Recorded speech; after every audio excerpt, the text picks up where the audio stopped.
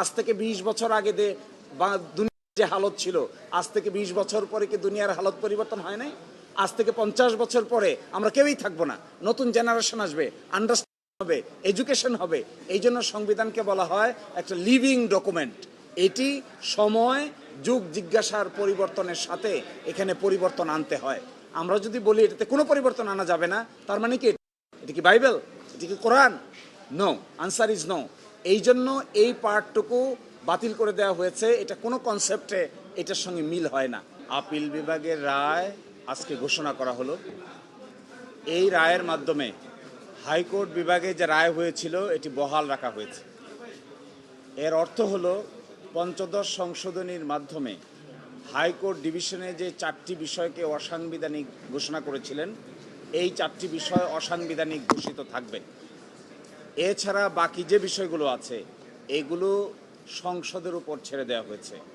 যে 4টি বিষয় হাইকোর্ট অসাংবিধানিক ঘোষণা করেছিলেন তার মধ্যে 1 নম্বর ছিল আমাদের বর্তমান সংবিধানের অনুচ্ছেদ 7-এর ক এবং 7-এর খ।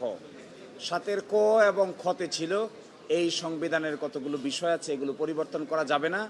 যদি কেউ পরিবর্তন করেন তাহলে সেটা হবে সাংবিধানিক রাষ্ট্রদ্রোহিতা, কনস্টিটিউশনাল সেডিশন। আমাদের হাইকোর্ট বিভাগ এই অনুচ্ছেদকে অসাংবিধানিক ঘোষণা করেছিলেন।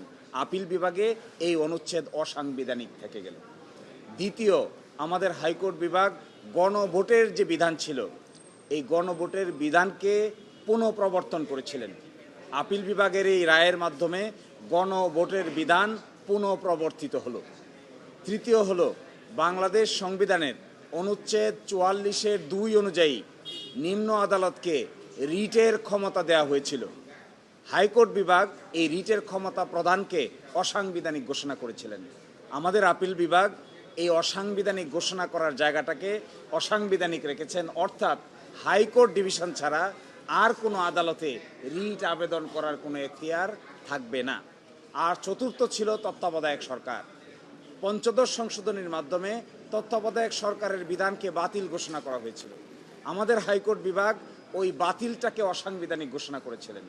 আপিল বিভাগের আজকের রায়ের মাধ্যমে ওই তত্ত্বাবধায়ক সরকার হাইকোর্ট ডিভিশন যে বাতিল করেছেন এই বাতিলটাকে যে বাতিল করেছেন সেই বিষয়টা বহাল থাকবে, অর্থাৎ তত্ত্বাবধায়ক সরকার ব্যবস্থা ফিরে আসতে আর কোনো বাধা থাকলো না।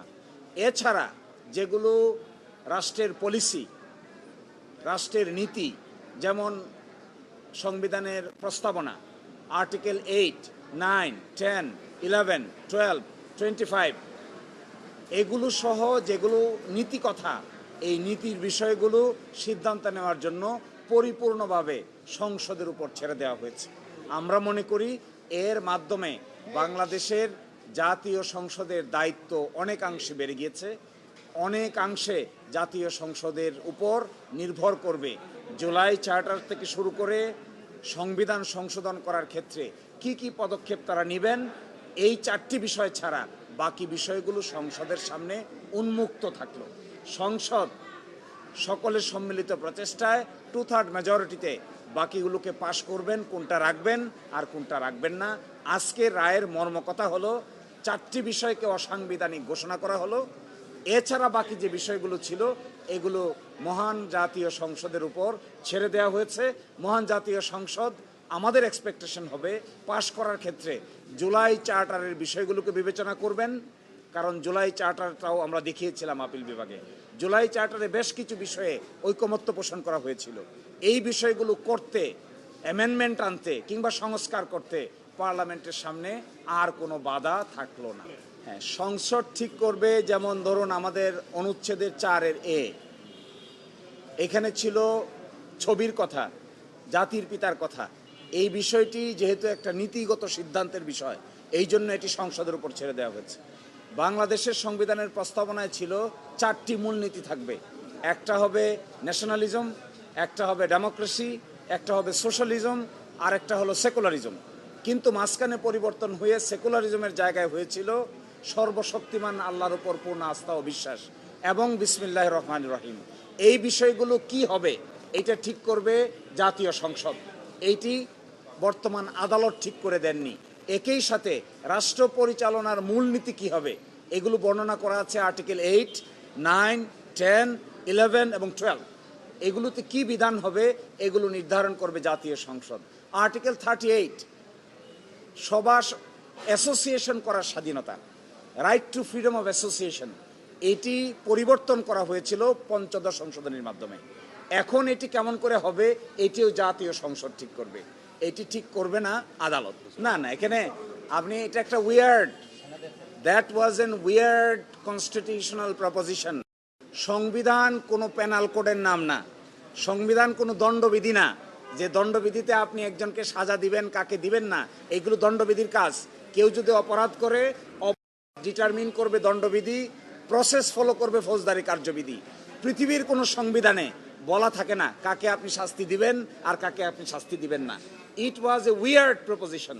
আমরা যারা সংবিধান পড়েছি জেনেছি, দুনিয়ার যত সংবিধান জানা লোক আছে, কেউ কোনোদিন এটা সাজেস্ট করবে না যে সংবিধানের ভিতরে কাকে শাস্তি দিবেন আর কাকে শাস্তি দিবেন না এই বিধান আপনি ইনক্লুড করবেন। নো, ইট ইজ নট, এটি করা যায় না।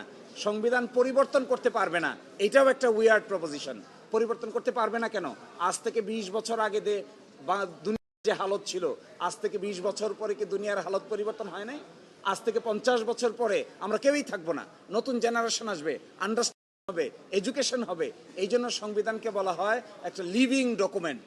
এটি সময় যুগ জিজ্ঞাসার পরিবর্তনের সাথে এখানে পরিবর্তন আনতে হয়। আমরা যদি বলি এটাতে কোনো পরিবর্তন আনা যাবে না, তার মানে কি এটা কি বাইবেল, এটা কি কোরআন? No, answer is no. এই জন্য এই পার্টটুকু বাতিল করে দেওয়া হয়েছে, এটা কোনো কনসেপ্টে এটার সঙ্গে মিল হয় না। এই জন্য এই পার্টটুকুকে পরিপূর্ণভাবে বাতিল করে দেওয়া হয়েছে। সেডিশন একটা অপরাধ, দেশের দণ্ডবিধির 124 ক অনুযায়ী সেডিশন একটা অপরাধ, রাষ্ট্রদ্রোহিতা একটা অপরাধ। কেউ যদি রাষ্ট্রদ্রোহিতা করে 124 ক অনুযায়ী তার বিষয়ে সরকারের পারমিশন নিয়ে মামলা হবে। তিনি যদি এটা ভায়োলেট করে থাকেন তাহলে তার বিচার হবে। সংবিধান কি করে বিচার করবে?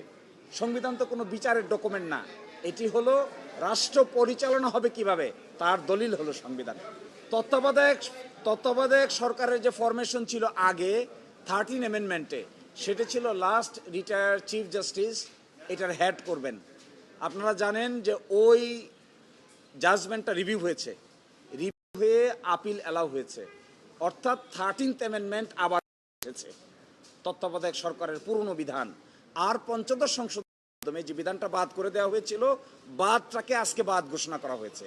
ফলশ্রুতিতে তত্ত্বাবধায়ক সরকারের গঠন প্রক্রিয়া কি হবে এটি চাইলে পার্লামেন্ট অ্যামেন্ডমেন্টের সঙ্গে যোগ বিয়োগ করে ঠিক করতে কোনো আইনগত থাকবে না।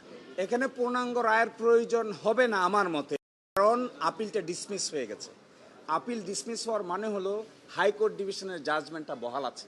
হাইকোর্ট ডিভিশনের জাজমেন্টের পূর্ণাঙ্গ কপি আমাদের কাছে আছে। সুতরাং আইন মন্ত্রণালয় বলি আর সংসদের সামনে নতুন করে আপিলের ডিভিশনের জাজমেন্ট থেকে দেখার কিছু থাকবে না। ডিসমিস না হয়ে যদি অবজারভেশন হতো, ডিসপোজড অফ হতো, তাহলে অপেক্ষা করতে হতো। এখানে অপেক্ষা করার কোনো দরকার আছে বলে আমি ব্যক্তিগতভাবে মনে করি।